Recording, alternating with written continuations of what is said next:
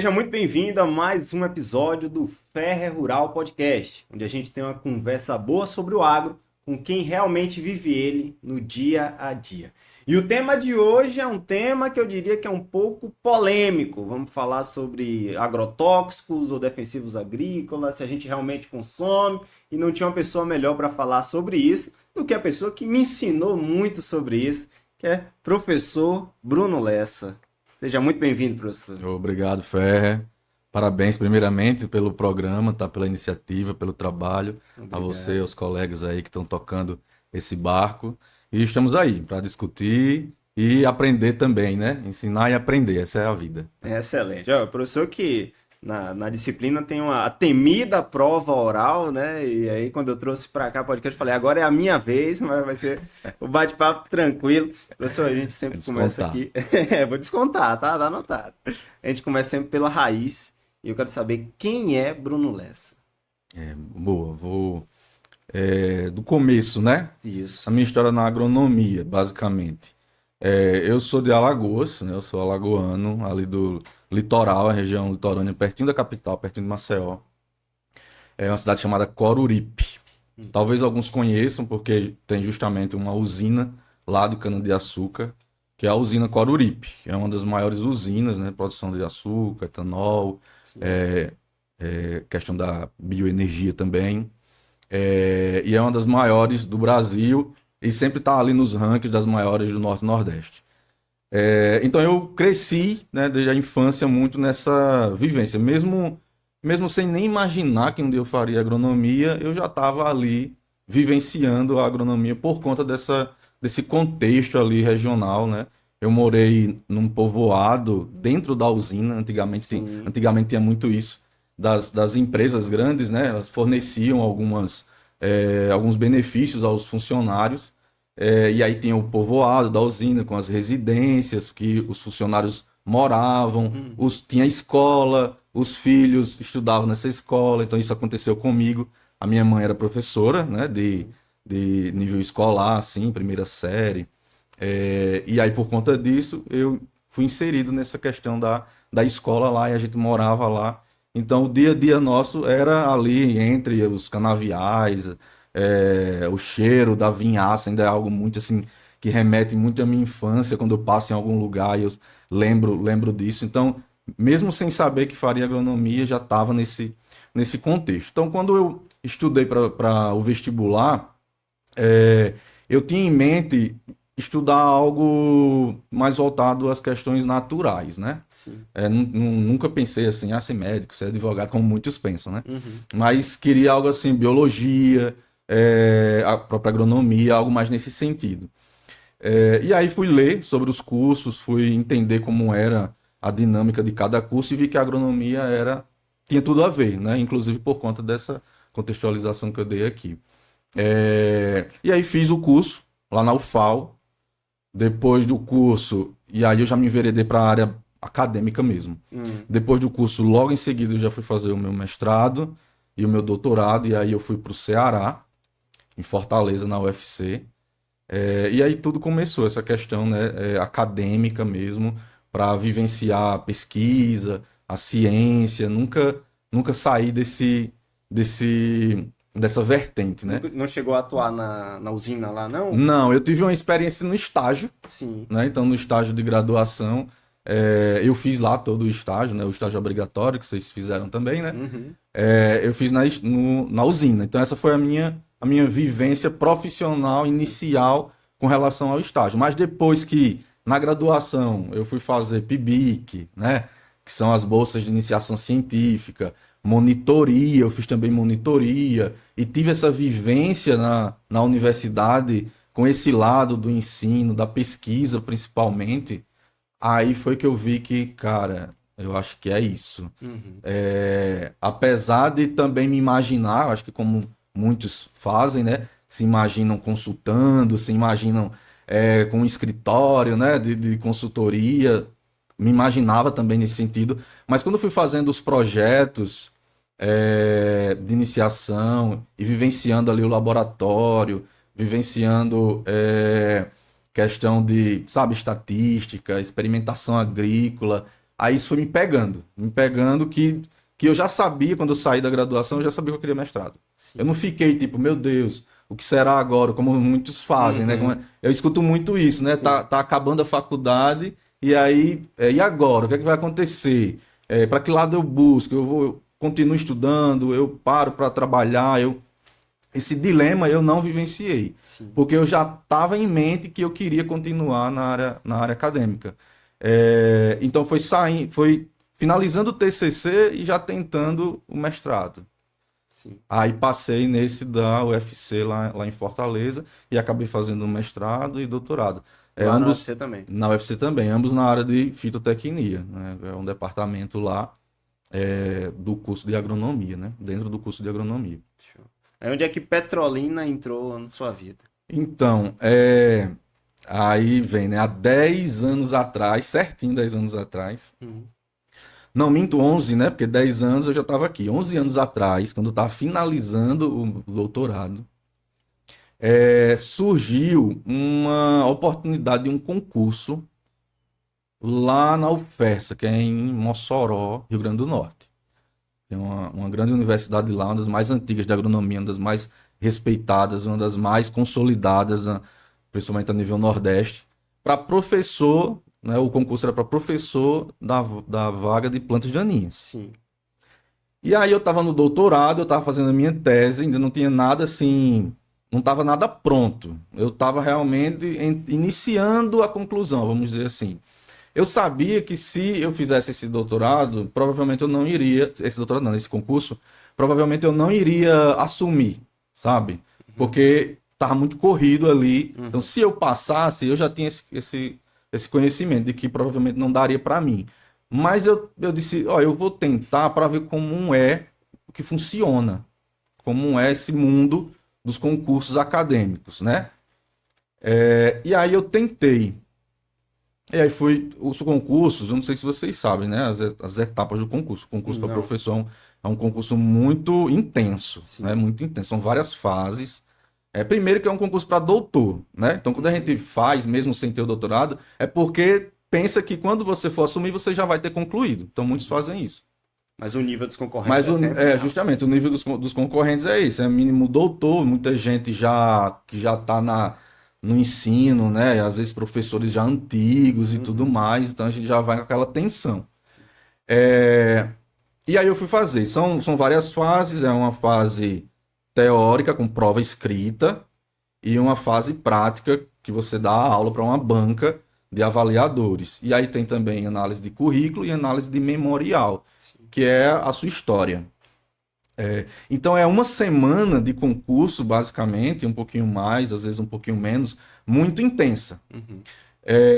E aí eu fui para lá, fiquei na casa de um amigo que tinha feito mestrado comigo, que ele morava lá, fazia doutorado lá, e ficava estudando e fazendo as etapas, estudando e fazendo as etapas do concurso. E aí nisso eu fui passando nas etapas. E aí eu fui vendo, opa, tem alguma coisa aqui que é para mim, né? Aí eu fiz a prova escrita, fui muito bem na prova escrita. Se eu não me engano, fiz até a melhor nota na prova escrita. Aí fiz a prova didática, fui muito bem, não fui o melhor, mas fui muito bem. Aí veio o currículo e memorial. No frigir dos ovos, eu fiquei em segundo lugar, né? Fiquei em segundo lugar e aí eu vi que, oxe, então é Tem isso. chance, É isso que eu tenho que fazer. E aí, beleza, isso foi no início do ano de 2015. Aí voltei para Fortaleza, continuar a minha vida ali normal, né? Com esse segundo lugar, que é aquele. Você fica muito feliz e muito triste, né? Ao mesmo tempo. Porque É melhor quase, perder com a forma do que você bater na trave. justamente, ficar com aquela sensação. Ficar feliz por ter conquistado a aprovação, mas triste. Nossa, foi quase, foi por pouco, né?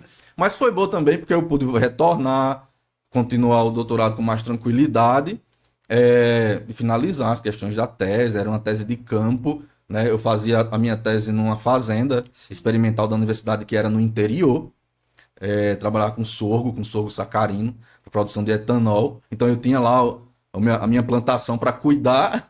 Nesse período do concurso, deixei os amigos cuidando da plantação. E aí eu voltei, né, pro doutorado. Quando foi no final do ano, surge um concurso para a mesma vaga, sendo que aqui em Petrolina. Uhum. Aí eu disse, não, agora é isso, não tem para ninguém. Já conhecia Aí, a cidade? não Não conhecia, conhecia, não. não conhecia, nunca tinha vindo nem para próximo. Uhum. Inclusive foi difícil também por conta disso, quando eu cheguei aqui, o calor, fiquei em Juazeiro, Meu um Deus. calor que eu nunca tinha sentido isso na vida, que eu disse, meu Deus do céu, que lugar quente é isso? E era bem em novembro, então você imagina, em novembro, Uhum. no pico da estação, assim, de quente, fiquei em Juazeiro, numa pousadinha, e as provas foi todas no campus de Juazeiro ali. Sim. Inclusive, a minha banca foi o professor Jerônimo Borel, era da minha banca do concurso. Um abraço, professor. E aí, dessa vez, aí eu consegui a vaga, né? Também as mesmas coisas, fases, fui muito bem na prova escrita, fui muito bem na prova didática, e fui avançando nas etapas e consegui conquistar a vaga. Aí foi quando eu tive que vir, né, de todo jeito. Então voltei correndo para Fortaleza, ainda não tinha defendido, voltei, defendi a minha tese, finalizei tudo lá. Aí foi o tempo no começo do ano de 2016, Sim. eu assumi, né? Eu vim para cá para assinar a papelada e assumi o cargo. E aí eu cheguei de vez para Petrolina, né? Show de E já bola. são 10 anos. O meu caso, eu até falei no episódio anterior que eu também vim pra cá de Salvador na semana que ia começar a aula. E aí quando foi aquele choque da sensação térmica, né? E quando chega lá, o professor Bruno Coutinho, mandar um abraço também, levou a gente pra conhecer o CCA inteiro. Eu falei, professor, Sim, é verdade. acabou. Foi. A recepção dos Aí calouros. foi Isso uma mesmo. semana passando mal, depois de nariz sangrando, ressecado, Tem acabou que ter com uma tudo. adaptabilidade. Hoje, graças a Deus, já tá tranquilo. Nem sinto mais calor, tá frio, Vai, tá vai. frio. A pessoa vai se acostumando, realmente. Mas no começo é punk, Difícil. para quem não tem a vivência da região, do semiárido mesmo. Sim, Olha, lá no Ceará, para você ter uma ideia, lá também é semiárido, né? sim. Grande parte do estado, ele faz parte ali do bioma Caatinga e tudo mais, sendo que é muito próximo a região já do litoral, não tem muita transição. Sim. É todo o estado semiárido e a faixazinha lá do litoral. Então você está a 100 metros, vamos dizer assim, você está a 100 metros do litoral, a 100 quilômetros do litoral, Uhum. você já entra no sertão, você já entra no semiárido, né? Diferente daqui que tem as transições Sim. e tudo mais. Então lá o litoral ele exerce uma influência maior que você não sente muito essa questão do clima, né? Sim. Para essa região mais próxima do litoral, apesar de ser também região semiárida lá. Que lá em Salvador, assim, calor eu sentia, só que era questão de umidade 80, 90%. Isso Aqui eu acho que no mesmo. primeiro dia eu olhei no celular que eu tava achando desesperado, tava 17%. Falei, que é isso, meu irmão? É Justamente é isso que faz extremamente seco. Eu a acho que foi também diferença. período de setembro, outubro ali, perto de novembro. Mas aí o senhor veio e começou já na disciplina de plantas daninhas. Isso. Hoje a gente sabe que na fitossanidade a gente fala sobre doenças, pragas e as próprias plantas daninhas. E no dia a dia do produtor eu sinto, o que eu vejo é que as plantas elas são um pouco deixadas de escanteio, não tomam o mesmo cuidado que toma quando o assunto é doença e quando o assunto é pragas. Qual é a consequência disso aqui para o Vale? O senhor percebe isso também? Sim. Como é? Verdade, Ferre, é o seguinte.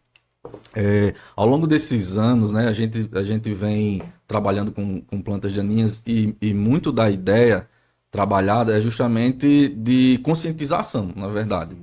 Até você falar de manejo, até você chegar a falar de herbicidas, por exemplo, a gente tem que ter um trabalho de conscientização ainda, né, muito intenso para poder falar alguma coisa de manejo. Então, sempre nas minhas aulas, nas minhas participações em eventos, eu tento trazer essa questão que você está mencionando, porque é muito forte. Uhum. Para você ter uma ideia, quando a gente fala em pragas e doenças, a parte de plantas daninhas está inclusa, Uhum. mas ninguém pensa nela, né? A gente fala pragas e doenças, aí pensa nos insetos, né? Ali na parte das pragas, principalmente os insetos, e as doenças, ali as bactérias, os fungos e tal. E daninhas fica um pouco meio de escanteio. Eu entendo também, porque é uma área que a gente estuda as plantas, né? Então a gente vem ali estudando as culturas, né? As culturas agronômicas e tal. Então é o mesmo, botânica, fisiologia, né? É o mesmo tipo de estudo que é diferente das pragas entomológicas e doenças, porque são outros organismos, né? Então você meio que tem que pegar uma outra gaveta do seu estudo para poder para poder abordar, falar sobre. Então, isso já é uma diferença que a gente vai ter e que tem relação com isso. A outra é que depende muito da cultura, né? Depende muito da cultura. Tem culturas onde as plantas daninhas, se você perder qualquer lance, você já vai ter um grande prejuízo, né? Então, se a gente pegar as grandes culturas, soja, milho, feijão, cana-de-açúcar, o pessoal está muito atento ao manejo de plantas daninhas, porque sabe que as culturas são muito suscetíveis a esse tipo de convivência negativa, né? Que vai ali gerar os prejuízos, né, para a cultura, seja no crescimento, seja na produção final. E aí o que é que acontece? No caso das plantas daninhas e das culturas, quando você parte para a fruticultura, aí já é bem diferente. Por quê? Porque existe uma questão também do porte da cultura. Uhum. Quando a gente fala do milho, da soja, do feijão, se você perceber, eles têm portes semelhantes com as plantas daninhas, né? São plantas herbáceas, muitas vezes. Por exemplo, feijão e um picão preto, um feijão e uma buva. Então, eles têm o mesmo porte, a mesma altura ali, é o mesmo nível de exploração de solo, de recursos. E questões como competição, alopatia, que são as interferências ali, elas vão ser mais intensas. No caso da fruticultura, como se trata de plantas arbóreas, né? Aí acontece que as árvores, imagine um pé de manga, né? Vamos dizer assim, para todo mundo entender, um pé de manga, um pé de goiaba, são árvores, né? Querendo ou não, são árvores. A gente diminui um pouco o porte para facilitar o manejo, mas não deixa de serem árvores. E elas acabam explorando outras áreas de solo, ela acaba tendo uma predominância no ambiente, né? Com relação a essa questão vegetativa. E a competição, ela acaba tendo um nível diferente. O que é que eu estou dizendo aqui? Não que as plantas daninhas não ocasionem prejuízo, mas que esse tipo de prejuízo que o produtor está acostumado em competição é um pouco menor, comparado às grandes culturas. Agora tem um lado, né? Que é o que o produtor da fruticultura tem que estar atento. E que aí eu tento sempre abordar de uma maneira mais intensa, que é os efeitos nos tratos culturais, os efeitos no manejo da cultura. Não necessariamente a interferência de uma planta para outra, mas o que a planta daninha está ocasionando no agrossistema como um todo, né? E aí é esse o ponto que às vezes o produtor não consegue visualizar. Que aí vem para as diferenças. Um sintoma de uma doença, ele é visual, né? Você vê a ferrugem, você vê o mosaico, você vê, o produtor vê, ele fica apavorado. O ataque de um inseto praga também é visual. Você vê a desfolha, você vê a predação. Então ele olha aquilo e fica desesperado. No caso da planta daninha, ele não vê. É algo invisível, né? São essas relações entre plantas, e é algo que acontece no subsolo, é algo que acontece a nível de metabolismo, a nível de fisiologia, nesse sentido. Então não é algo visual, por isso que precisa muito de uma assistência, nesse sentido de consultoria, para a gente alertar o produtor, porque aí ele começa a perder no sentido dos tratos culturais, como eu vinha mencionando anteriormente. Por exemplo, como as plantas daninhas impactam o seu sistema de irrigação. Como as plantas daninhas impactam a sua adubação. Como as plantas daninhas impactam o seu trato cultural, seja um raleio, seja uma colheita. E aí isso é que o bicho pega, é nessa hora. Porque o prejuízo para a fruticultura, ao meu ver, está mais nesse sentido. Do quanto o produtor perde em razão da deficiência de manejo que as plantas daninhas ocasionam. E aí o alerta é esse, da gente ficar próximo dos produtores para tentar conscientizá-los de que, apesar de não ver o sintoma, ele está lá, o prejuízo está lá, está acontecendo. Né? Mais ou menos nesse sentido. Além do sentido também de que às vezes a planta daninha ela sobe a um ponto de esconder outras coisas e se até casa, né, para pragas, para doenças e incentivar nisso. Perfeito, que na fruticultura é outro ponto também muito importante. As plantas daninhas, aquela vegetação que a gente chama de mato, né? Elas têm essa capacidade de ser abrigo para outros organismos. Quais organismos? Desde um inseto, né, até uma cobra, por exemplo. Né? E ambas as situações são prejudiciais para a sua cultura, para o seu agrossistema. Porque esse inseto que está alojado lá pode ser uma praga importante da sua cultura. Uma cobra que está lá pode ocasionar um ferimento num trabalhador. Né? Então veja as diferentes dinâmicas que estão relacionadas por conta, sem falar das doenças. Né? Muitas plantas daninhas são altamente suscetíveis a bactérias, a fungos, e esses fungos ficam alojados lá. Né? E numa situação de vetores, né, por exemplo, pode levar para sua cultura, tranquilamente. Então é outro ponto também. Então é o inverso. Às vezes nas grandes culturas a gente está preocupado mais com a competição, com a alopatia, né? E questões de manejo também. Sim. E na fruticultura a gente inverte. Às vezes a questão de manejo é mais importante, mas também a alopatia também tem competição, obviamente. E a consequência do que aquela pandaninha ali, a presença dela vai trazer, né, para a fruticultura. Isso mesmo. Excelente, professor. E quando a gente pensa mais no manejo, assim, muita gente fala combate, mas é mais um controle dessas plantas. Isso. Muita gente já pensa diretamente no químico, a aplicação do herbicida. Na fruticultura ou aqui no Vale, o que é que o senhor vê que deve ser utilizado? O que é mais ideal para isso? Sempre, já assim, de início, o mais ideal, pensando em controle, é manejo integrado. Né? Hoje em dia, a literatura, os artigos científicos, tudo isso mostra que a forma mais eficiente de se combater as pragas de modo geral é pelo manejo integrado. O que é isso? É você unir diferentes métodos, né, diferentes atividades que elas têm o mesmo objetivo. Então, para plantas daninhas, a gente pode citar um método físico, como por exemplo que o pessoal utiliza o mulching no melão. Sim. Que ele é um excelente método de controle de plantas daninhas, né? Mas também a gente pode citar o mecânico, né? Quando você utiliza um roço, né? Na sua que é muito comum aqui na fruticultura do Vale.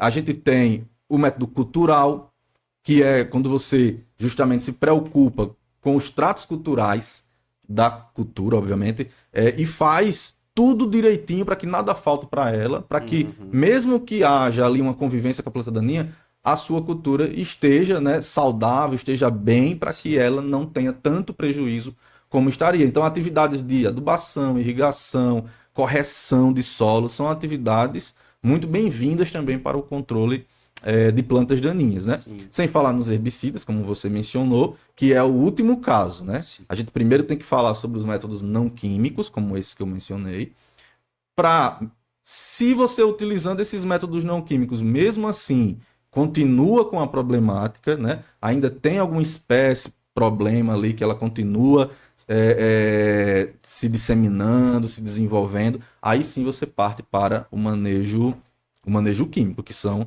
os herbicidas. Excelente. E hoje, falando sobre herbicida, né, já entra num tópico aí que é um pouco sensível, que tanto quem vivencia o agro, quem é de fora dele, acredita que é o vilão. O extremo vilão do agronegócio é o herbicida, a questão do manejo químico. Ele realmente é esse vilão ou como é que funciona? Assim, Fé, é bem polêmico, né, essa questão, mas é uma questão bem técnica, sim, né? Mas vamos tentar desmistificar muita coisa, sim, aqui, né? De primeiro momento, não é que ele seja o vilão. Ele pode ser o vilão? Pode ser o vilão.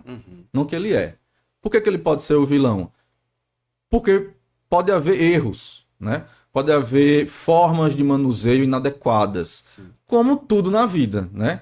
Eu faço muito um paralelo com os medicamentos, né? A gente sempre faz esse paralelo com os medicamentos. Então, por exemplo, os medicamentos, eles vão ajudar a gente a se livrar de alguma doença, né?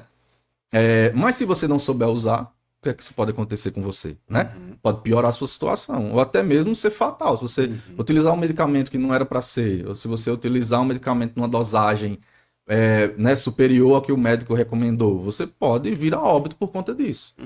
Então, a mesma coisa são com os agrotóxicos.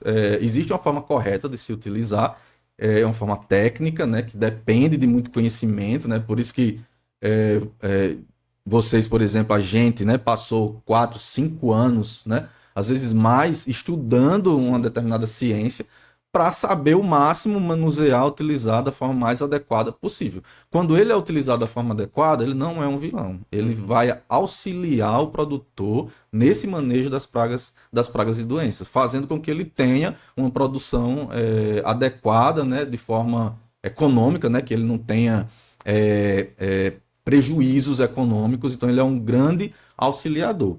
Agora, vale mencionar também que alguns sistemas agrícolas optam por não utilizar, né? Que inclusive sobre questões legais mesmo, da proibição do uso dos agrotóxicos, porque não são moléculas naturais, muitas vezes são moléculas sintéticas, né? Então existem sistemas agrícolas, como os sistemas orgânicos e os sistemas agroecológicos, que não utilizam, né? O que é muito bem-vindo também. Sim.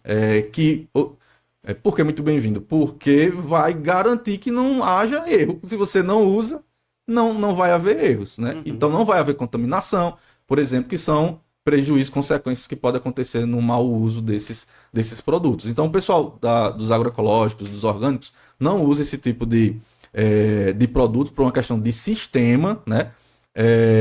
De sistema agrícola, e fazendo com que você garanta a inexistência muitas vezes dessas consequências negativas.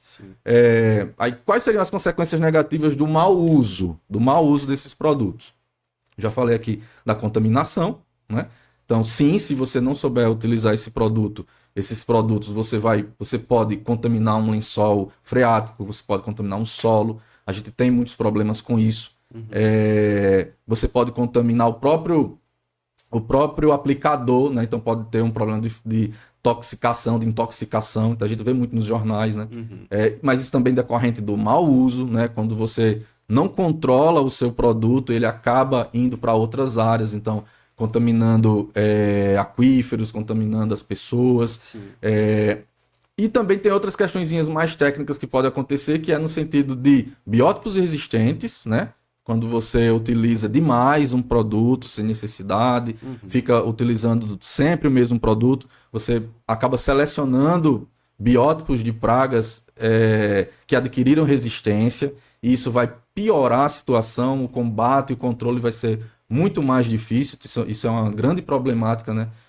A nível atual e a nível mundial, na agricultura como um todo, são essas questões. Então, assim, se a gente souber utilizar de forma profissional, Sim. ele é para auxiliar, nunca para comprometer. Agora, se você incorre em erros, aí isso pode sim gerar consequências negativas. Há pouco tempo, professor, eu fiz um vídeo onde eu falava que, assim, na parte final, para que um herbicida ele fosse liberado, ele passava pelo mapa, passava pela Anvisa, questão de saúde e tudo. E aí, o produto em si não era o vilão. Só que é quando a gente vai até ali para aquela imagem. Quando a gente chega numa propriedade, eu acredito que isso acontece até em propriedade de porte um pouco menor, a aplicação é feita de qualquer forma, sem essa questão da segurança dos EPIs, de tudo isso. E eu acredito que é muito da confiança. Eu sempre fiz assim, e não me aconteceu nada, né? Às vezes o problema é um problema a longo prazo. A longo prazo. Então, o que é que o senhor sente assim? Essa fiscalização disso, que esteja acontecendo dessa forma correta do EPI, realmente existe aqui? É feita de forma correta? Como é que acontece? Então, esse é uma das consequências negativas, né? Então, quando a gente fala em intoxicação, por exemplo, é justamente na falta de segurança dentro da fazenda, né? E muitas vezes voltado ao uso do EPI, né? Ao não uso do EPI, na verdade. Que é muito comum, às vezes é desconfortável, né? O pessoal não gosta de utilizar, mas ela é muito importante porque vai evitar o contato direto das moléculas com a sua pele, né? O seu corpo. E aí o que é que acontece? Quando às vezes uma empresa que está bem administrada, né? Uma fazenda bem administrada, uma empresa de porte maior, que já tem ali todo um aparato trabalhista envolvido, é mais garantido, né? O aplicador ele não vai para o campo sem EPI, por exemplo. Sendo que em pequenas propriedades, né? Propriedades que estão desassistidas, né? Por consultores, por profissionais, às vezes até uma questão da região, política, né? Lugares pequenos que não tem tanta essa assistência, Aí eles ficam à mercê dessa falta de conhecimento. Muitas vezes não é nem que o produtor, ele não quer usar, às vezes ele nem sabe que tem que utilizar, né? Tem os que não sabem, tem os que sabem e não se importam, né? Mas tudo isso são os erros, né? São erros clássicos que a gente tem que combater. Você falou uma questão de fiscalização, né? É muito importante. A gente tem todo um aparato de fiscalização, né? A gente tem as instituições específicas a nível municipal, a nível estadual, a nível federal, como por exemplo o MAPA a nível federal, ou a Dagro, né? A nível mais regional. Mas ela também não consegue abarcar todas as propriedades, né? Muitas vezes o processo de fiscalização ele acontece por amostragem, né? A fiscalização ela vai acontecendo ao longo do tempo, então às vezes não é que é falha de fiscalização nem nada disso, às vezes é que não consegue abarcar mesmo todas as situações. O que a gente precisa melhorar sempre é a assistência, né? A consultoria, é o profissional estar próximo do produtor nesse momento para que ele não incorra nesses erros. Para você ter uma ideia, muitas vezes o produtor ele não consegue nem ler a bula de um produto como esse, né? E ler a bula, saber o que está descrito ali é um dos passos mais importantes para você utilizar o produto da forma mais adequada. E às vezes ele não consegue, a bula é muito pequena, às vezes pode ter um problema de visão, ou às vezes não consegue, não sabe ler, né, o produtor. E aí ele teria que estar com essa assistência mais próxima do lado. Então, a gente tem que trabalhar, eu acho que nesse âmbito assim de geral de assistência, né? Seja pública, seja privada. E aí a gente vai conseguindo aos pouquinhos ajustar isso. Enquanto a assistência profissional for defasada, a gente vai incorrer nesses erros, né? Infelizmente vai incorrer nesses erros. Tá? Mas um ponto também importante dizer é assim, também não é para ficar preocupado de que os alimentos estão com, sabe, tipo assim, eita meu Deus, então não vou comer isso porque o alimento pode estar contaminado, então não sei o que. Veio do pequeno produtor, veio do médio produtor, e está contaminado e eles erraram. O nosso trabalho aqui, a nível Brasil, ele é muito consolidado a nível técnico agronômico. Esses erros acontecem, mas de modo geral, o aparato técnico a nível Brasil, ele é muito grande e muito consolidado. A gente, só aqui na região, para o pessoal ter uma ideia, a gente tem 3 cursos de agronomia. Né? Imagina a quantidade de profissionais que são liberados no mercado o tempo todo, profissionais, né, com formação de qualidade e com nível para atuar nesse tipo de situações. Aí entra essa parte de profissionais com formação adequada e junto da fiscalização. E os dois juntos vão atuar a minimizar cada vez mais esses problemas. Às vezes acontece eu já vi até recentemente nas mídias, né, nos jornais, esse tipo de coisa. Às vezes acontece de sair uma notícia sobre amostragens em alimentos de agrotóxicos e às vezes pega, né, alimentos que estão contaminados, né? Porque é uma amostragem de 100, de 300, né, supermercados, feiras, né? 1, 2 vai acusar. 1, 2, sempre isso acusa. Porque por conta desses erros. Mas veja, de modo geral, de 100, de 200, 1, 2, é 0,0, muitas vezes 0,000% de problemas com contaminação que a gente tenha nos nossos alimentos. Então é algo que a gente tem que ficar sempre atento, continuar os processos de fiscalização para diminuir cada vez mais esse tipo de problema. Os nossos profissionais têm que estar atentos também com relação a isso, ao uso correto, manuseio correto, as técnicas corretas aplicadas, né? A necessidade, se é necessário aplicar, né? Porque primeiro tem isso também, é necessário aplicar o herbicida agora, é necessário aplicar o inseticida agora, então esse é um ponto. E aí a gente vai conseguindo ajustar cada vez mais esses erros, né? Então, de um lado os profissionais, do outro as fiscalizadoras, né? As empresas, as fazendas, para a gente continuar tendo esses índices, esses bons índices, né? A respeito da qualidade dos nossos alimentos.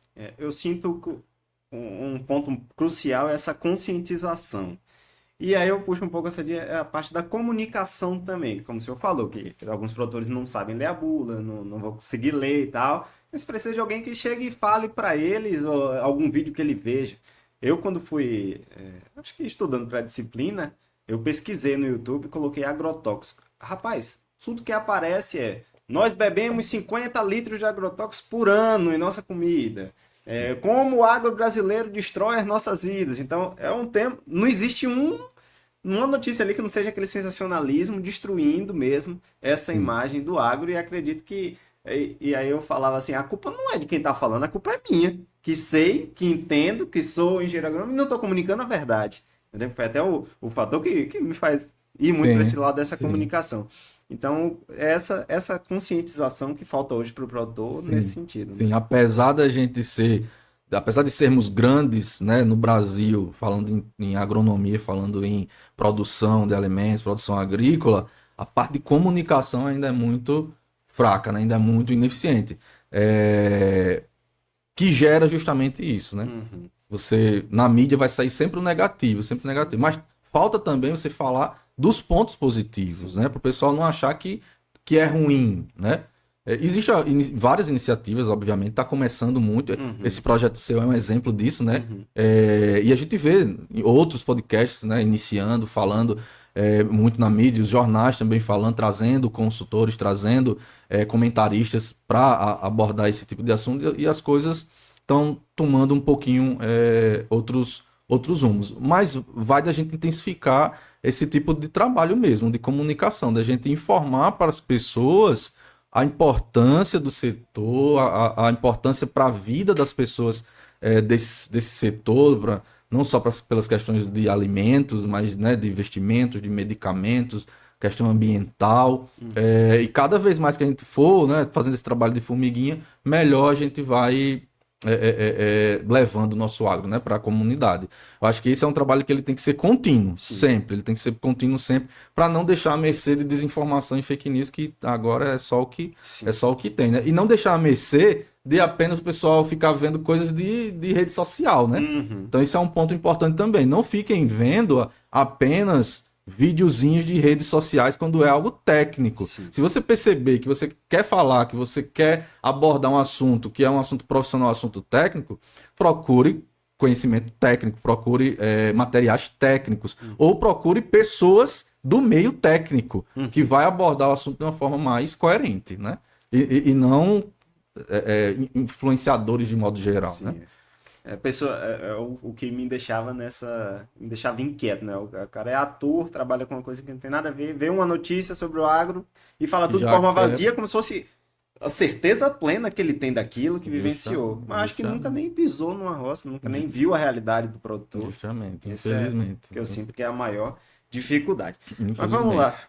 Aí o senhor veio, começou como professor de plantas daninhas, todo esse sentido, e depois iniciou em outra disciplina também, que foi a silvicultura, É. não é isso? Isso, na verdade foram juntas, né? Juntas? Foram juntas. Porque existia demanda no colegiado, né? Sim. E aí, como a minha área de atuação também abarcava essa parte florestal, eu trabalhei, lembra que eu falei dos Sim. projetos de iniciação e tal? Muito no florestal. Também nessa parte de florestal. No mestrado, eu trabalhei basicamente na época foi com mudas nativas, né? Uhum. Do bioma Caatinga, inclusive. Então, o meu perfil ali, ele também abarcava a questão da silvicultura e a silvicultura passou a ser de minha responsabilidade também logo desde o início, né? A gente falando de silvicultura, mas se trata, né, do manejo florestal, né, de Sim. técnicas e manejo florestal. E aí venho também, né, dando a disciplina e trabalhando sempre que possível com a questão florestal. Menos do que com plantas daninhas acaba me fazendo com que eu atue mais por questão do grupo de pesquisas que eu tenho, Uhum. vocês conhecem que é o grupo da NO, então sempre a parte de plantas daninhas ela foi mais forte, mas ali de forma paralela eu tento também manter ativa a área de silvicultura. Perfeito. E aí, quando a gente fala desse manejo florestal, eu acredito que no agro é outro tema um pouco polêmico também. A gente fala tudo isso sobre florestas. Essa questão, quando a gente pensa mais desmatamento, assim, uma coisa que eu sempre ouvia quando era criança era de economizar papel, porque estava destruindo a natureza, eu lembro que você falou algo sobre isso. Boa. Então, como é nesse sentido? Como é o papel do Brasil nesse lado florestal? Cara, isso é muito legal, né? Porque também, apesar de ser polêmico, de às vezes estar na mídia, essa questão ambiental, né? Uhum. Mas a ciência florestal e principalmente ciência florestal brasileira, é algo assim fora da curva. E que eu fico muito feliz de lidar com isso também um pouco dentro da minha vivência profissional, porque é uma área extremamente importante, né? Tudo que a gente, no nosso dia a dia, tudo que a gente lida, desde a hora que a gente acorda, a hora que a gente vai dormir, a gente está cercado, rodeado de recursos florestais, né? Sim. O Brasil é um país florestal, né? Ele é um país conhecido mundialmente, inclusive, por conta da floresta amazônica, mas a gente não tem apenas a floresta amazônica, Uhum. a gente tem, né, as diferentes formações vegetais, Mata Atlântica, os Pampas, o Pantanal. A gente tem o nosso bioma Caatinga, né, que também tem ambientes florestados incríveis e únicos, né? Então, é uma ciência ali que era para ser também muito mais visada pela comunidade, pela sociedade como um todo, com essa questão também de conscientização, né? E às vezes ela fica um pouco de lado, né? Sim. Como eu falei, apesar do dia a dia ser o tempo todo, né? A nossa casa ela é construída com madeira, por exemplo, né? A gente utiliza produtos com essências florestais, né? Seja uma bebida, ou seja uma pasta de dente, tem ali uma essência de eucalipto, né? Uhum. Tem ali uma essência de alguma planta nativa, um perfume de uma espécie florestal nativa, né? Então, apesar do nosso dia a dia ser ali abundante de recursos florestais, a gente não comenta muito sobre isso, a gente não fala muito sobre isso, e fica um tema ali à parte. Até mesmo dentro da agronomia. Sim. Até mesmo dentro da agronomia, né? A disciplina é lá no final, né?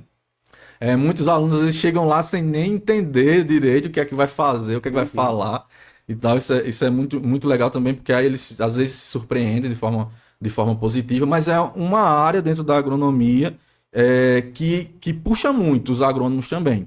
Porque a agronomia, ao longo do tempo, ela foi muito recortada, vamos dizer assim, né? Antigamente ela era muito mais ampla. Mas depois foram surgindo outros cursos, como zootecnia. Então, a parte animal era dentro da agronomia. Depois surgiu zootecnia, e aí ficou mais com o pessoal da zootecnia, a parte animal. A mesma coisa aconteceu com a parte florestal, né? Tem os cursos de engenharia florestal em várias universidades, e às vezes a parte da agronomia fica focado nas culturas agrícolas e tem o pessoal da engenharia florestal. Mas vários cursos de agronomia ainda preservaram as cadeiras, né, as vagas da silvicultura, porque é uma possibilidade profissional para o engenheiro agrônomo também, independente dessa repartição. Então, se você teve a disciplina de silvicultura, por exemplo, você pode atuar com inventário florestal, você pode atuar, né, junto com um engenheiro florestal numa dinâmica florestal aí de atuação profissional, junto com biólogos e tudo mais. Então a gente tem essa possibilidade por conta da cadeira de silvicultura. E aí a silvicultura, como eu disse, né, ela tem essa função especial que é tratar das florestas brasileiras, sejam florestas naturais, sejam florestas artificiais. Eu acho que muito a polêmica que você falou, ela vem muito no sentido das florestas artificiais, que é um ponto que a gente pode desmistificar agora. Tipo, apesar do nome floresta artificial, isso ele é um termo técnico para a gente entender uma determinada dinâmica específica. Sim. Não é que ela não seja de verdade, né? Não é que essa floresta ela tá ali à toa. Não é isso. É por conta de uma demanda específica, como é o caso do eucalipto, né? Então, por que a gente chama floresta artificial de eucalipto? Porque é uma essência que não é nativa do bioma, dos biomas nossos, né? Veio de fora, né? Veio da Austrália. A gente forma grandes maciços dessa mesma espécie, que é algo que não tem aqui no Brasil. Então, por isso que é algo artificial, é algo novo, né? Não tem aqui, mas que precisa existir por conta de uma demanda específica, que nesse caso é madeira, né? Então imagine assim, se a gente tira as florestas artificiais para a exploração de madeira, a demanda ia cair totalmente dentro das florestas nativas. Né? E a exploração ia ser muito mais intensa, ia ser muito mais... Então ela serve até também para diminuir essa carga de exploração das florestas nativas, para a gente ter o produto que a gente precisa para o nosso dia a dia, que é a madeira, que é o produto mais importante da silvicultura.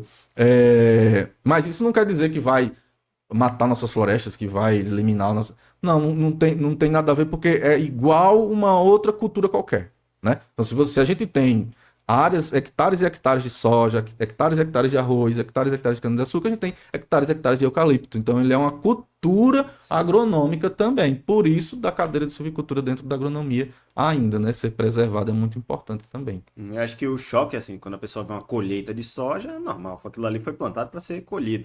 E aí não tem essa mesma ligação Não tem essa, quando vê. esse mesmo pensamento. É interessante que você falou, lá do papel, né? O Aham. pessoal diz, quando eu cheguei, o pessoal mandava nos e-mails assim embaixo, na nota de rodapé, né? Economize papel em prol do meio ambiente. Pessoal, não há necessidade, porque o papel é um produto que a gente tem 100% de florestas artificiais. A gente planta o papel, né? Então não é para evitar, na verdade é para consumir o Aham. papel, porque é um produto agrícola, como qualquer outro, né? E foi algo que eu vi recente num vídeo que as pessoas têm essa ideia do economizar, você vai estar atrapalhando, porque quanto mais você precisar, mais vai estar sendo plantado, mais vai estar sendo todo trabalho, é o que faz a Justamente. cadeia O que faz a girar. cadeia girar. A ideia é essa, importância profissional, né? Uhum. Isso é interessante. E também tem uma questão de desmistificação que eu acho interessante. O Sim. pessoal fala que as florestas são florestas mortas, são florestas, né, que degradam. E não, pessoal. Na verdade, as florestas artificiais, elas podem até ajudar, né? Então, ambientes ali que não estão propícios para uma regeneração natural, às vezes Uhum. ele consegue formar formações vegetais artificiais, que num segundo momento pode ali entrar com um misto de floresta natural e floresta artificial, para um terceiro momento entrar com uma floresta natural completa.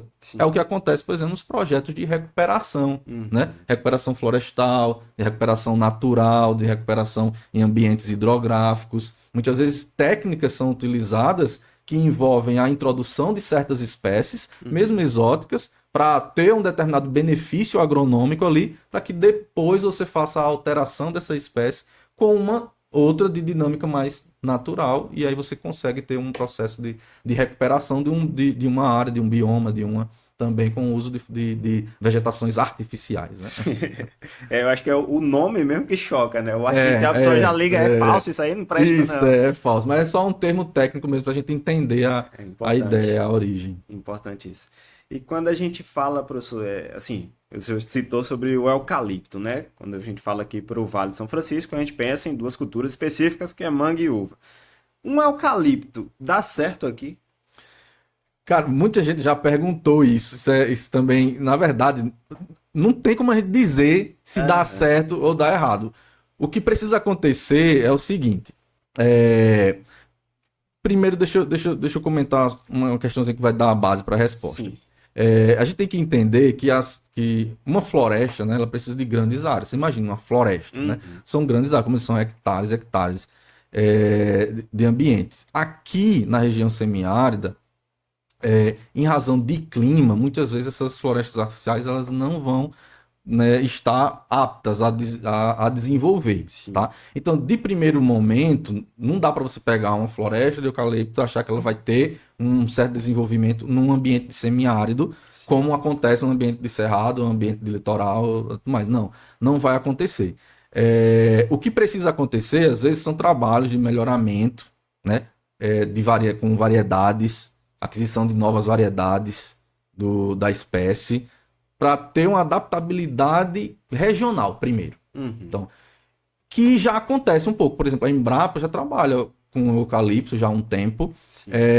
procurando ver genótipos que são mais adaptados, né? Uhum. A, a região, ao clima, à falta de chuva, Uhum. porque as florestas elas são muito dependentes de clima. As florestas não são irrigadas, né? É. Por exemplo, as florestas não são irrigadas, então elas são altamente dependentes do clima da região. Sim. Então acho que vai agora de um trabalho de melhoramento inicialmente, de a gente estudar as variedades, a gente ver a possibilidade, adaptação, experimentação de Uhum. genótipos para poder começar a falar sobre se dá certo ou se dá Uhum. errado. O que a gente pode dizer assim é que no futuro pode dar muito certo, no Sim. futuro pode dar muito certo, mas vai depender de muito estudo, de muito experimento, de muita Uhum. ciência, de muita, sabe, de muita pesquisa para a gente viabilizar, por exemplo, esse avanço do eucalipto, que eles, ao longo do tempo eles já vem avançando com relação às diferentes regiões, mas falta ainda a questão do semiárido, né? A gente ainda tem muito esse limite climático não sei se respondi, vamos dizer que respondi em partes, né? Eu falo que. Vou reduzir a nota. Eu falo porque, assim, hoje, quando a gente anda aqui por Petrolina, a gente vê muitas lojas que trabalham com isso, com o próprio eucalipto, é algo que é muito utilizado na cultura da uva. Verdade. E aí, assim, mudando um pouco de rumo, quando a gente vai para floricultura, a gente tem toda uma logística para trazer, porque não é produzido aqui, e tem toda essa questão e aumenta o preço. Isso é o que acontece também Então com também com o se eucalipto, seria algo assim, viável para cá, né, para trazer, porque teria essa. Sim, aí teria que ter um estudo mais nesse sentido, de variedades, de genótipos e de área, né? Quanto de área a gente poderia ter para ter uma viabilidade econômica. Sim. Isso tem que ser feito ainda, isso tem que ser respondido ainda. Alguém tem que meter as caras e ser o primeiro para descobrir, né? Isso mesmo. Show de bola. Vamos lá, professor. E o senhor saiu da faculdade, doutor, veio para essa questão como professor e é o que você já se identificou. Quando você chegou, todo professor ele é pesquisador, né? Quando você vivenciou isso de ser pesquisador no Brasil, sempre numa universidade pública, vamos dizer assim. Sim. Sentiu alguma dificuldade? O que é que você... Todas. Então vamos mudar. Qual foi assim, algo que você sentiu de bom? Não, tô brincando aqui, mas é importante a gente comentar também que, inclusive, está em alta, né, esse tema aí, em razão da... A Tatiana. Isso, da doutora lá da UFRJ, da polilamina, né, e tudo mais. Então, que bom que está acontecendo isso aqui. Né? Mas sim, a gente passa por uma situação, já é antigo isso, né? A gente passa por uma situação nas universidades muito de desafios, né? E entre esses desafios, a questão financeira, né, de recursos, é um dos mais importantes. E isso limita muito, né? Com certeza. Então, ao longo desses anos, eu vivenciando a universidade pública, tentando, né, trabalhar com ciência, com pesquisa, que é uma das funções do professor universitário, como você falou, né? A função do professor universitário, pessoal, é ensino, pesquisa e extensão, né? E administração. Então, são 4 funções que a gente precisa obrigatoriamente desenvolver na universidade, né? Então, uns desenvolvem mais a pesquisa, outros mais a extensão, cada um vai tendo o seu perfil. Eu fui muito desse lado da pesquisa, como eu disse lá desde o início, foi algo que me encantou.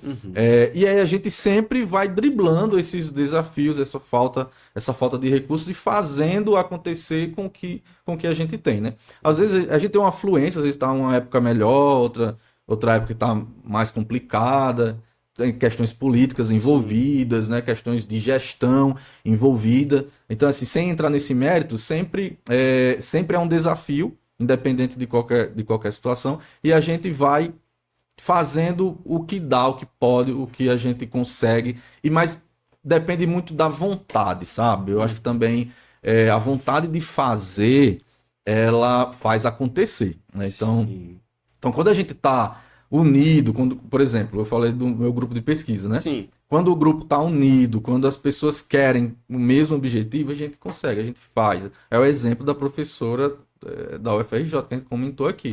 Tatiana, né? Tatiana, se eu não me engano, o nome dela é Tatiana. Esqueci, Tatiana Sampaio, né? Eu vi um vídeo dela comentando que é ela e os alunos dela no laboratório, né? São ela e os alunos dela. Então, tem que ter uma força de vontade para você agregar recursos humanos, né? Inicialmente, e fazer com que você tenha ali de materiais, de utensílios, o aporte, né? Às vezes um consegue um projeto financiado, outro consegue algum recurso da própria universidade, mas é sempre um desafio, é algo que realmente não é fácil, que precisa melhorar muito, precisa avançar muito para a gente conseguir mais resultados, né? Para a gente conseguir mais resultados. Se a gente tiver esse aporte, esses olhos mais voltados para a ciência, para a educação, para a pesquisa, com certeza a gente vai ter avanços iguais a esse da pesquisadora Tatiana, ou até maiores, ou até mais importantes e mais impactantes, e cada um na sua área, né? A gente tem um exemplo aí, que além da universidade pública para agronomia, além das universidades públicas que fazem um trabalho de ciência agrícola, né, já consolidado, a gente tem a Embrapa também, Sim. né, uma grande instituição, um grande parceiro. A Embrapa é um exemplo, né? Uns dias atrás também, uma pesquisadora ganhou, não foi um prêmio bastante importante a nível mundial, era a respeito dos bioinsumos, né? Sim. Que ela conquistou, não vou recordar o nome dela agora, mas é uma prova, né, da importância, do impacto que uma instituição de pesquisa faz para a sociedade. Então, tudo que hoje em dia a gente faz, né, no campo, qualquer técnica, a gente tem que pensar assim, qualquer técnica que é feita no campo, ela foi pensada inicialmente lá atrás, que alguém desenvolveu um trabalho, um projeto, testou, experimentou, aí escreveu, né? E aí é anos e anos. Às vezes a gente quer algo para o momento, né? Às vezes a gente já quer ver, mas ciência não é assim. Porque você imagina, eu faço um trabalho agora de pesquisa com os meus alunos e a gente, sei lá, descobre uma molécula, né? E aí esse projeto vira um artigo científico.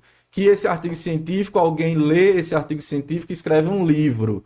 Aí você, que é estudante na graduação, estuda pelo aquele livro, pega aquela informação, vai trabalhar lá no futuro, e aí, em decorrência do seu trabalho, você desenvolve uma técnica baseada naquela descoberta, né? Então, veja os anos mas tudo partiu de um início, de uma pesquisa, de alguém que foi lá, e às vezes esse início não é visto. Não é, né? Não é colocado como importante, mas é extremamente importante. Senão aquela técnica lá na frente que hoje você usa, que hoje você domina, que hoje você ganha, né, dinheiro em cima dela, vamos dizer assim, que você desenvolve uma atividade profissional numa fazenda, ela veio de uma informaçãozinha que foi lá colocada, um artigo que virou um livro e tudo mais. Então, acho que as pessoas precisam conhecer cada vez mais essa dinâmica, né, da ciência. Que bom que aconteceu isso com a professora agora. Sim, Que abriu os olhos né, para muita gente. gente tá visualizando isso. E que cada vez mais a gente tenha essa conscientização. Eu achei incrível isso, assim, é o que quando eu iniciei na comunicação, fui lá para a rádio, a gente sempre está muito em contato com o pessoal, tanto lá da Univasf, a Trac, quanto o pessoal da Embrapa, para falar sobre pesquisas que estão acontecendo, porque é muita coisa que está acontecendo na universidade e que, assim, existem os meios de comunicação formais, né, da própria instituição, só que tem tanta coisa para ser falado, tanta coisa para ser demonstrado. E aí, quando chega na boca do povo, como foi o caso dessa Tatiana, é que até valoriza, né? Que muita gente às vezes olha para o salário de um professor e fala, tá reclamando, mas olha quanto ele ganha. Só que aí, quando vê a realização que ela fez, a realização que o pesquisador fez, já olha para o salário e fala, ela ganha muito pouco para isso. Justamente. Muito pouco comparado ao que ela está trazendo para o povo. O E é impacto o que que está ocasionando vários para a sociedade. pesquisadores estão trazendo esse impacto para Sim. a sociedade. Sim. Mas hoje você se sente realizado como pesquisador, como professor? É realmente o que você queria quando estava lá? Com certeza. Nunca me vi em outra situação. Graças a Deus, aqueles dilemas que a gente comentou, que às vezes eu não tive, sempre me encontrei assim na profissão. Tento fazer o meu melhor, né? Seja Sim, ensinando ali na sala de aula ou fazendo as pesquisas. sim. Agora eu já estou numa parte mais burocrática, né? Como coordenador do curso. Então agora eu vou ter que, essa parte administrativa vai pesar um pouco mais, então vai ser aí alguns meses, alguns anos lidando com essa parte mais administrativa, e a parte mais técnica da agronomia ela vai ficar um pouquinho de lado por enquanto, mas sempre vou tentando manter ativo, né, em virtude do grupo, em virtude dos alunos, mas é algo que me motiva, que sempre me motivou, e que eu me sinto super realizado, e principalmente por estar aqui na região, né? Uma região que respira agricultura. Esse também foi um dos grandes impactos. A gente falou do clima, né? Mas um dos grandes impactos positivos que quando eu cheguei aqui foi de ver o quanto a região, a cidade, ela respira a fruticultura, ela acredita, ela, né? Ela absorve, e o quanto existe uma valorização do agrônomo, né? Então, quando eu cheguei aqui, aí quando teve no primeiro ano, tem o dia do engenheiro agrônomo, né? Aí eu vi um outdoor, né? Sempre tem. Parabéns, sempre tem, né? parabéns, engenheiro agrônomo. Eu disse, caramba, tem um outdoor parabenizando o engenheiro agrônomo. O engenheiro agrônomo, eu nunca vi isso, né? Eu disse, cara, eu acho que eu tô no lugar certo, assim, né? E também por continuar com essa vivência do semiárido, né? Então, eu desde a graduação, trabalhei um pouco essa questão do semiárido, das espécies naturais, né?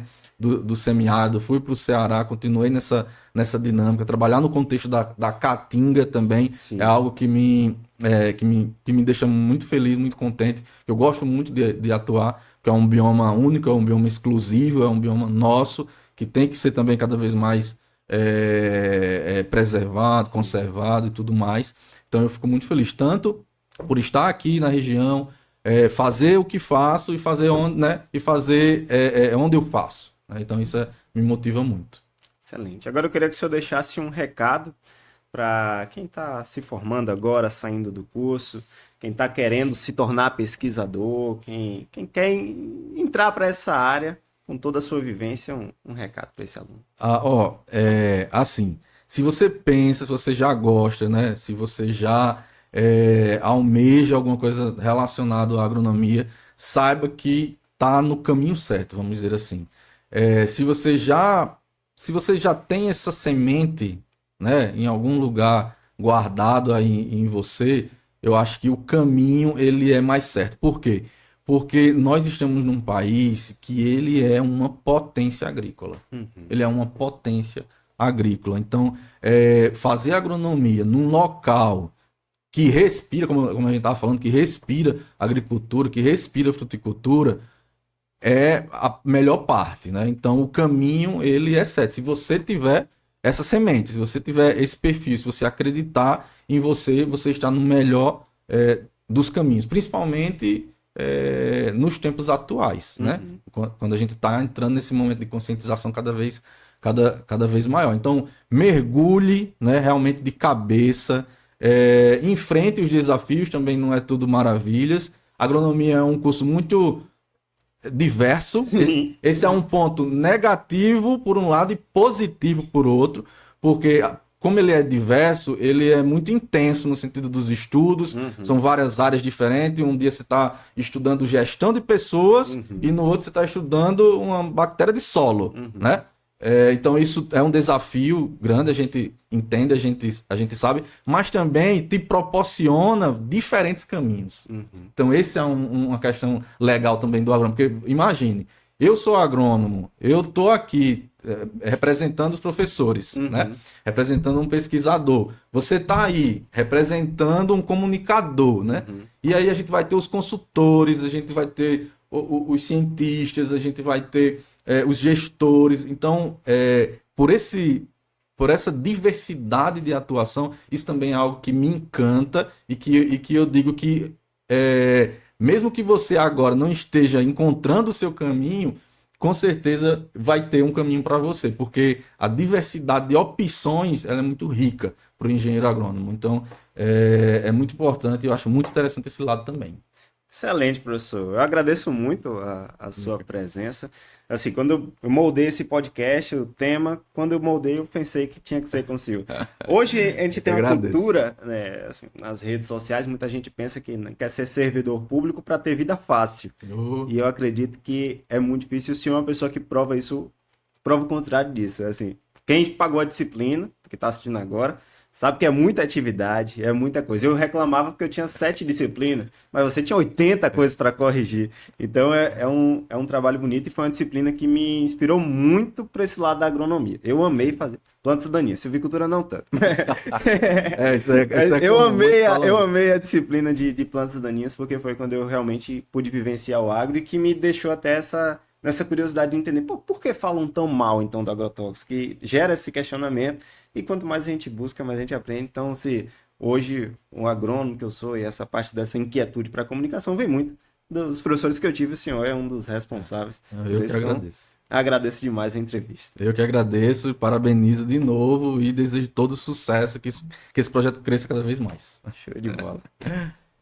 Muito obrigado por esse episódio. Muito obrigado por ter ficado até aqui neste episódio do Ferre Rural Podcast. A gente sabe que o nosso agro é muito rico, é muito belo e às vezes algumas notícias vêm para perder esse brilho. Não deixe o brilho do agro se apagar. E se você é agrônomo, se você vive do agro, se você ama o agro, não deixe de comunicar, não deixe de estudar cada vez mais para mostrar aquilo que realmente é belo e que aquilo que realmente é real. O nosso agro é de verdade, o nosso agro é gigante, tanto do Vale de São Francisco quanto do Brasil inteiro. Então, a você muito obrigado.